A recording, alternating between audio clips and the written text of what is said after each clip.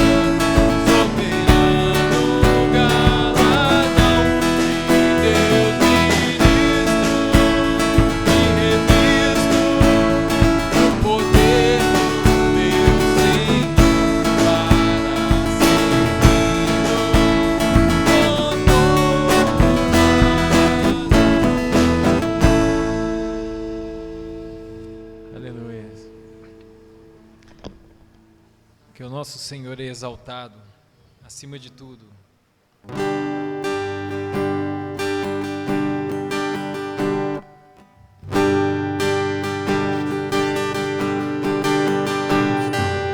Ele é exaltado, o Rei exaltado nos céus. Eu louvarei, Ele é exaltado, para sempre exaltado.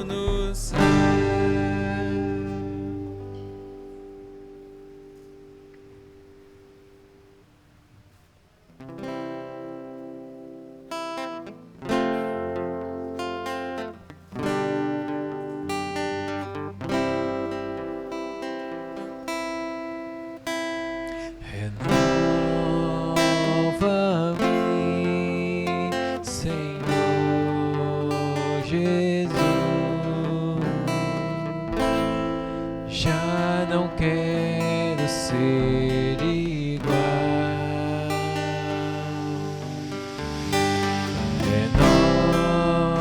Renova-me, Senhor Jesus. Põe em mim teu coração, porque tudo que há dentro de mim necessita ser mudado, Senhor, porque tudo que há dentro do meu coração necessita de ti. Renova-me, Senhor Jesus. Já não quero ser igual.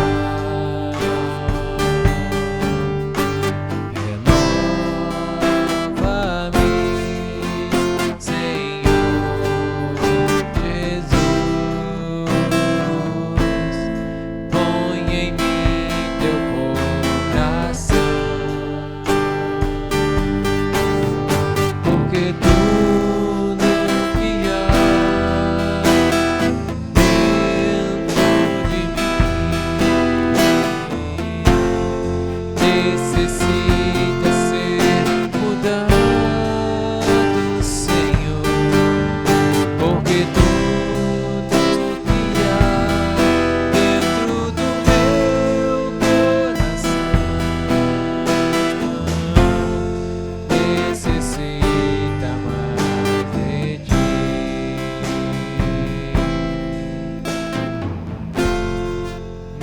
Necessita mais de ti. Santo Deus e Pai, nós te louvamos, ó Deus, te exaltamos, pois tu és maravilhoso. Te agradecemos, ó Deus, mais uma vez por estarmos na tua casa. Que o teu Espírito Santo esteja nos renovando, ó Pai, com a tua palavra, Senhor, nos fortalecendo para que possamos viver, ó Deus, conforme a tua vontade. Fala aos nossos corações, ó Deus, com o teu poder, com a tua graça, em nome de Cristo Jesus. Amém. Os irmãos podem sentar?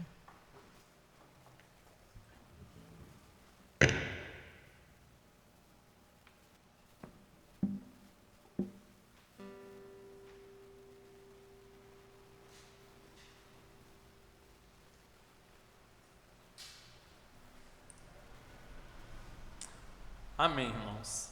Que bênção. Mais um culto de oração e mais uma oportunidade de poder celebrar o nome do nosso Senhor. E hoje, irmãos, eu quero falar sobre quando há uma necessidade de restauração. Eu quero convidar os irmãos a estarem abrindo lá em Salmos, no capítulo 126.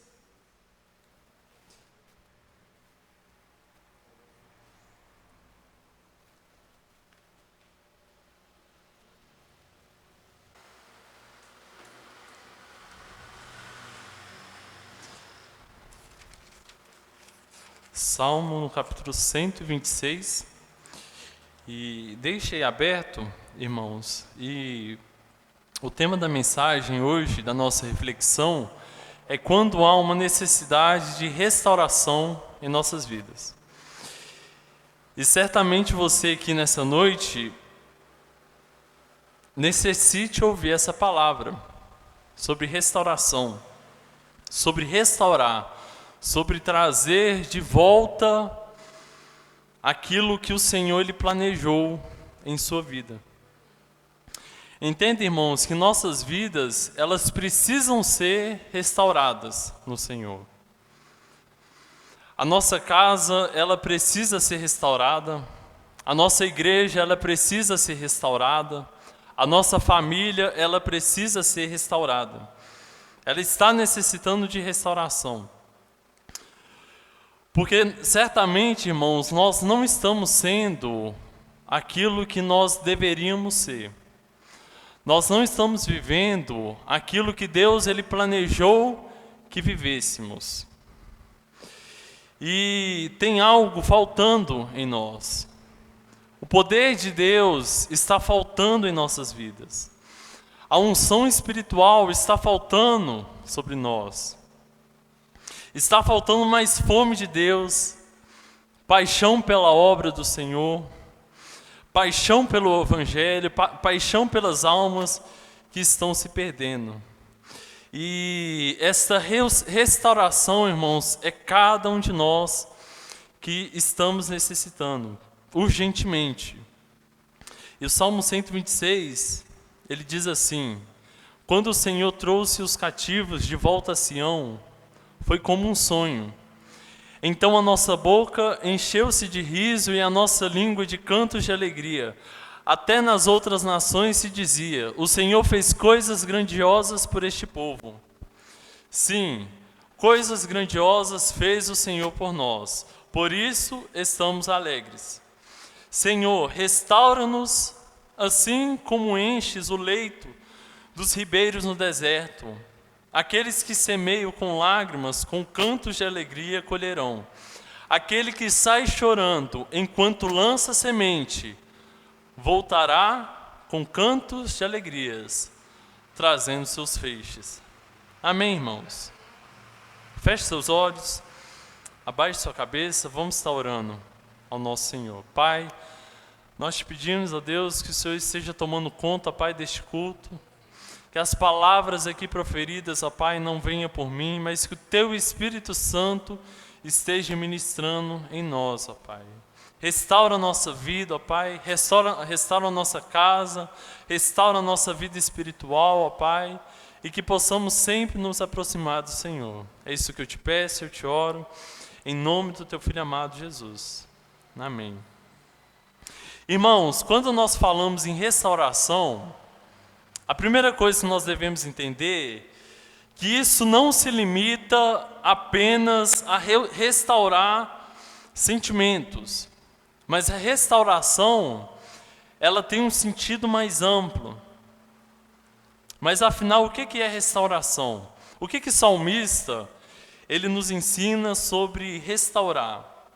O primeiro versículo, versículo 1, a minha tradução, ela está assim: quando o Senhor trouxe os cativos de volta a Sião. E esse versículo, ele traz uma grande revelação sobre o termo restauração, que algumas traduções vai estar assim: quando o Senhor restaurou a sorte de Sião. Quem tem essa tradução? Alguém tem aí? Restaurou a sorte de Sião. Isso.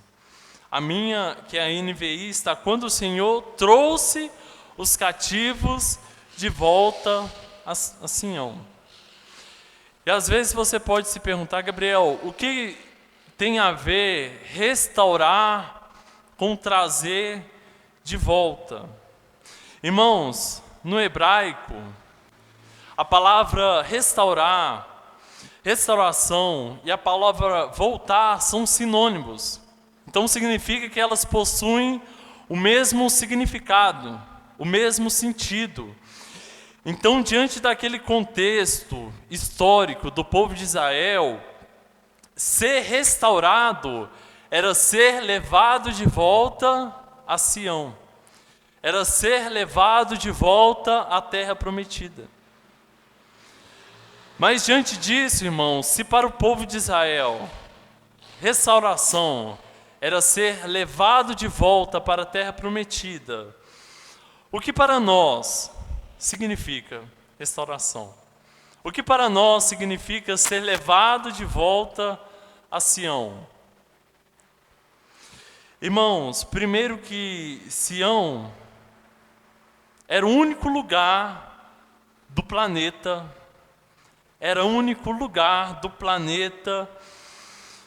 que Deus designou para o povo habitar. Então, Sião significava a vontade de Deus. Estar em Sião significava estar no centro da vontade de Deus, porque na vontade de Deus era que seu povo estivesse em Sião. Entende, irmãos, que Deus, Ele deseja um local de habitação para cada um de nós, para todos os seus filhos, para todo cristão. Amém? Deus, Ele deseja que você habite um local segundo a sua vontade. Deus, Ele não deseja, irmãos, que a gente habite segundo a nossa vontade, segundo o nosso desejo, mas a nossa habitação deve estar voltada dentro da vontade do Senhor. O interessante é que essa habitação, ela não é geográfica, né? E muito menos um local físico, mas o local onde Deus, Ele nos preparou, o local que Deus, Ele deseja que todo filho, ele habite, é onde? É na presença do nosso Deus, é na presença do nosso Senhor. Irmãos, nós só podemos dizer que nós somos restaurados de fato se nós fomos levados de volta à presença do Senhor, à comunhão com Deus.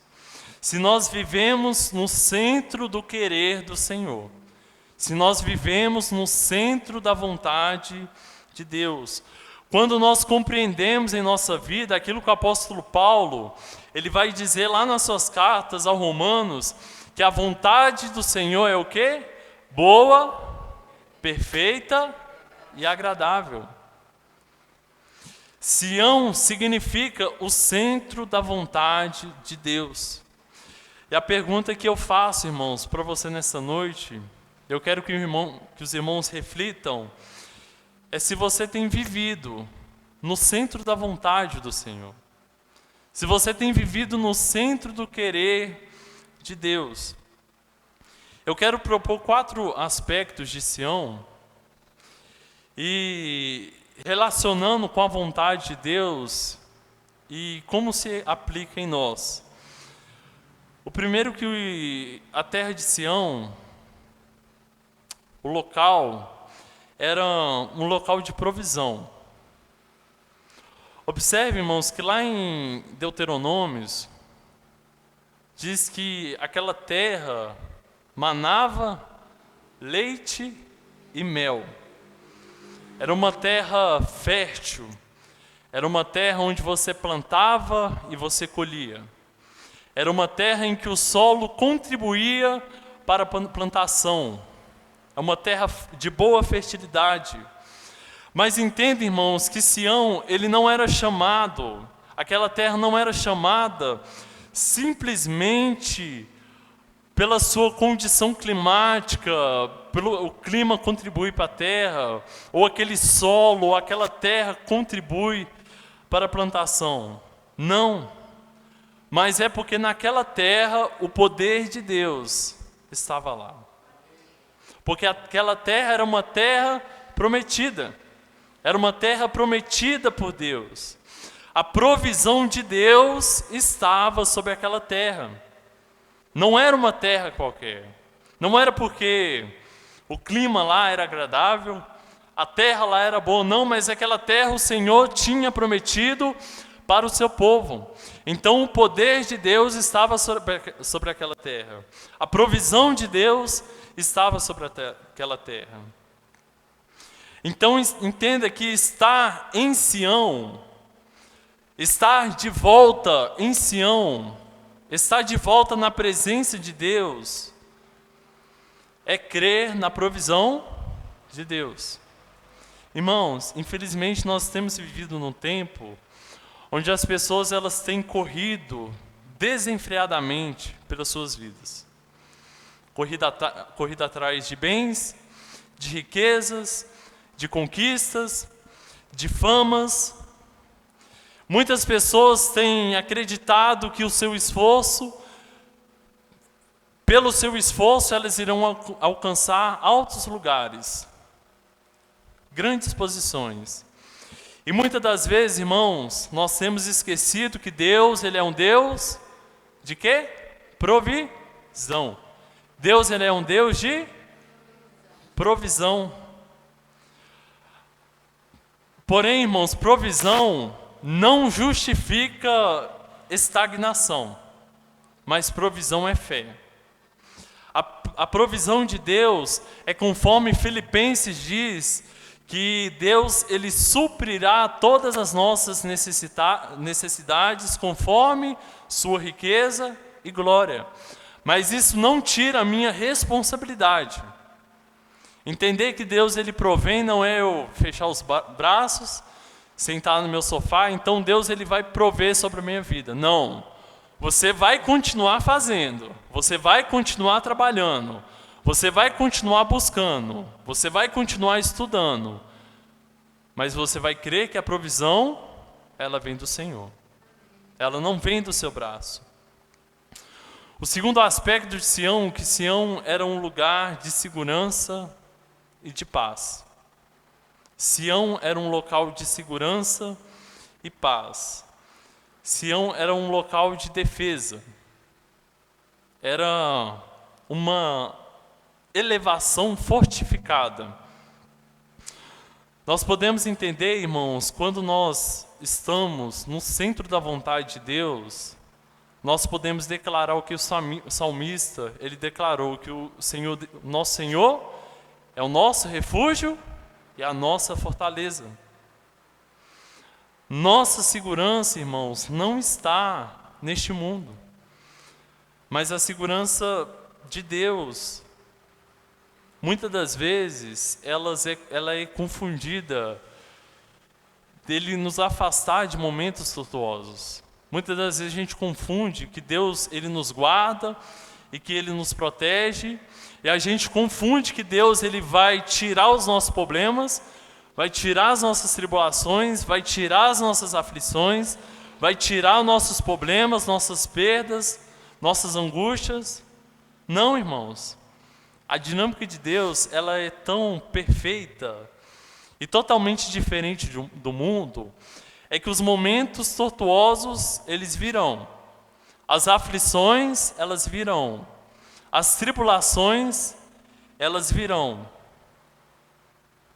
Mas cadê a segurança no Senhor? Nós iremos suportar, amém?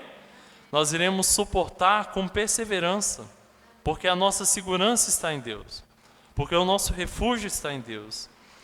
Interessante que a palavra de Deus, conforme eu venho falando muitas vezes, ela não diz que vai nos afastar do fogo, mas vai afastar do quê? Do poder do fogo sobre nós. O apóstolo Paulo, ele não foi afastado da prisão, mas o apóstolo Paulo ele foi afastado do que o poder da prisão poderia causar na vida dele. Jó, ele não foi afastado das perdas, mas ele foi afastado do que o poder das perdas poderia causar na vida dele. Muitas das vezes, irmãos, nós queremos que Deus ele retire de nós aquilo que nós estamos passando. Muitas vezes nós clamamos a Deus e pedimos que Ele retire as nossas aflições, Ele retire as nossas tribulações. Às vezes aquela provação que é para gerar crescimento, que é para gerar maturidade em nossas vidas, nós insistimos para que Deus retire. Mas já parou para pensar, irmãos, que talvez neste lugar que Deus quer nos fazer crescer? Já parou para pensar? Talvez nessa aflição que Deus ele quer amadurecer a nossa vida.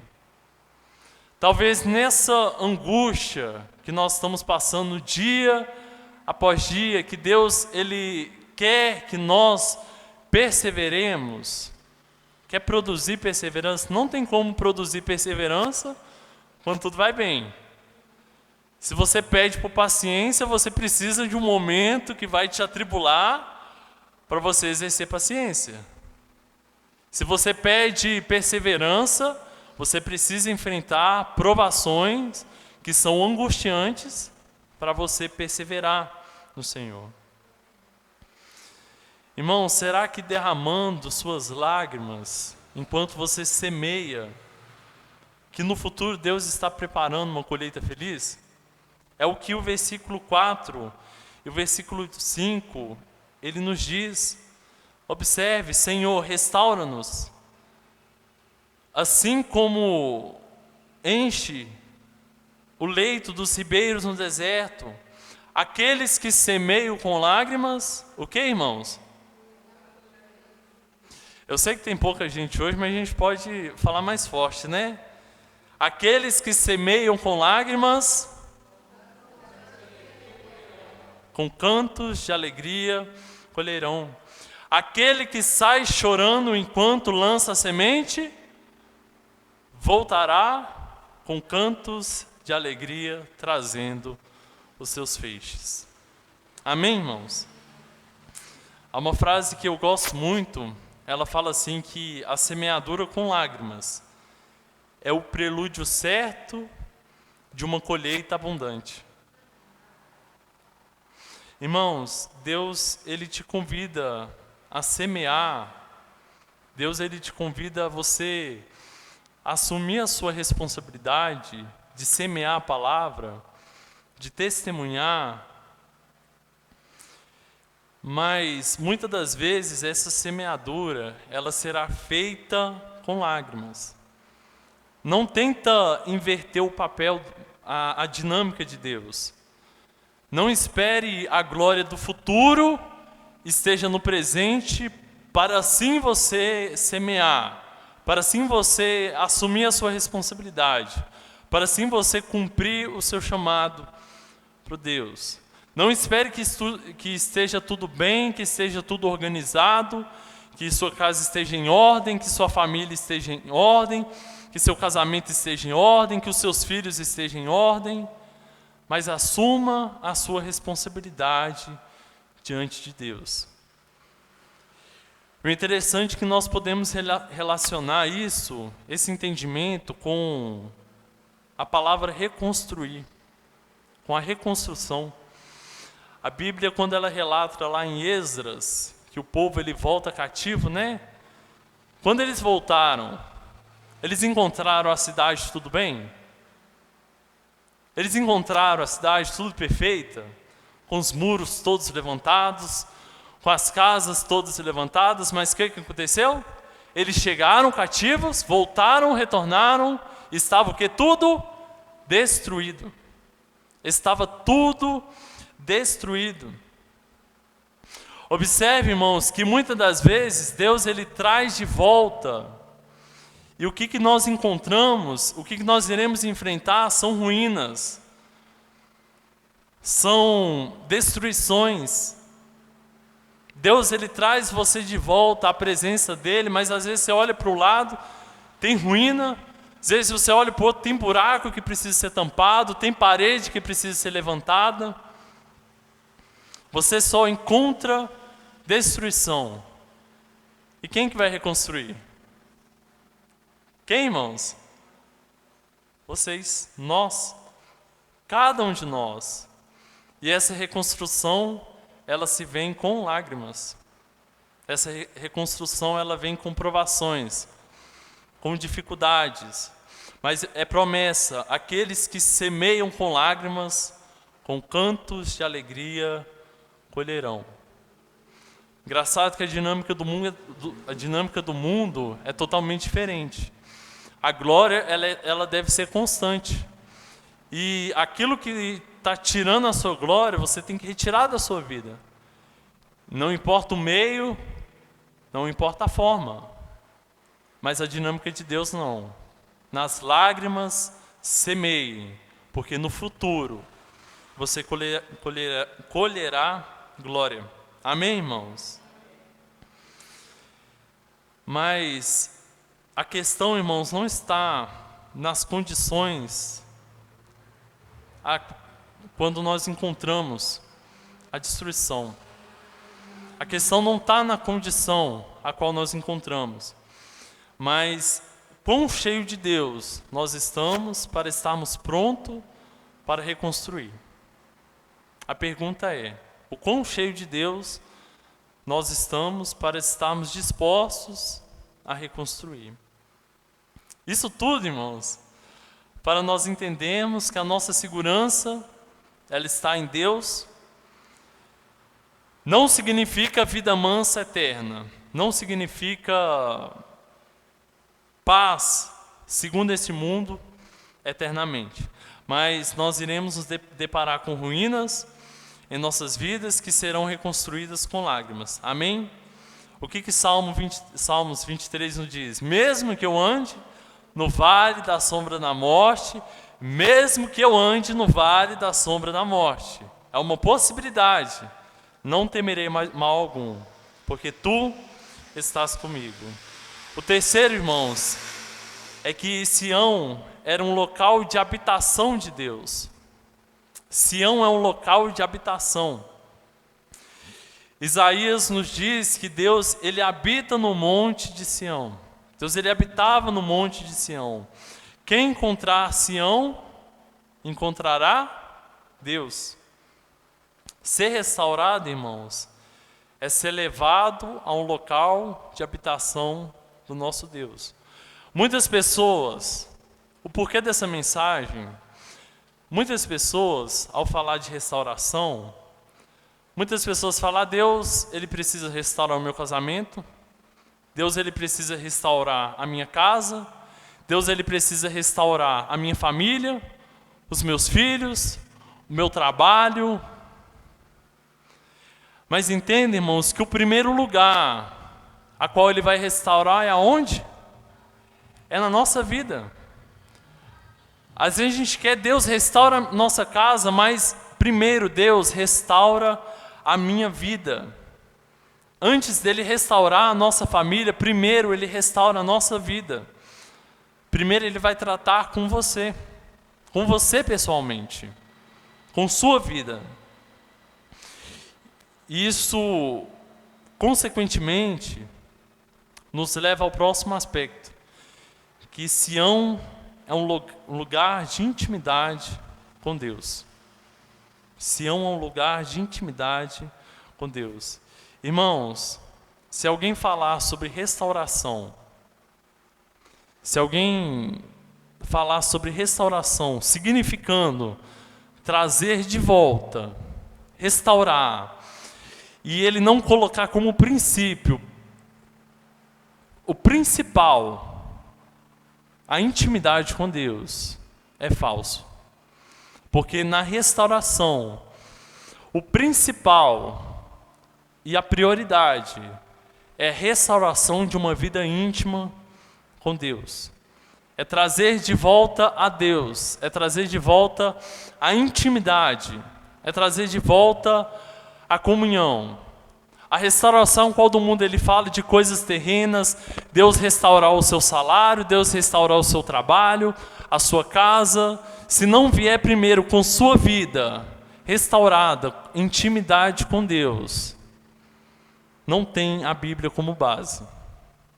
Irmãos, o lugar de intimidade é quando nós agradamos a Deus. A intimidade, ela está no quê? Você quer agradar o seu próximo.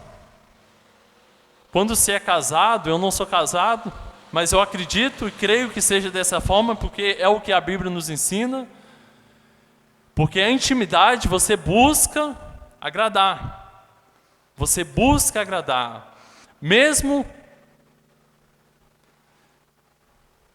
desagradando a si mesmo. A grande dificuldade do mundo, às vezes o mundo passa, mas Gabriel, mas eu vou agradar o próximo mesmo eu estando desagradado? Às vezes sim, irmãos.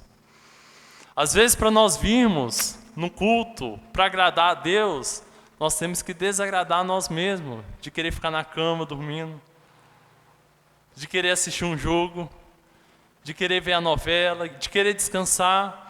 É desagradar a si mesmo para agradar a Deus. É abrir mão da sua vontade. E isso não é agradável. É abrir mão do seu querer, dos seus desejos, para poder agradar e alegrar a Deus. Irmãos, Deus ele tem que ter prazer em nossas vidas. E diante de todos esses aspectos, irmãos, como que nós podemos ser restaurados? O primeiro, que somente pela graça. É um dos solas, do protestantismo. Somente pela graça. Tudo pela graça de Deus. E o segundo é, nós precisamos sonhar com Sião. Nós precisamos desejar estar na presença de Deus. Não adianta somente eu falar, né? Mas tem que ser um despertar nosso. Desejar no nosso coração. Irmãos, é tempo de restauração. Porém, entenda que não existe restauração onde não tiver anseio, onde não tiver clamor.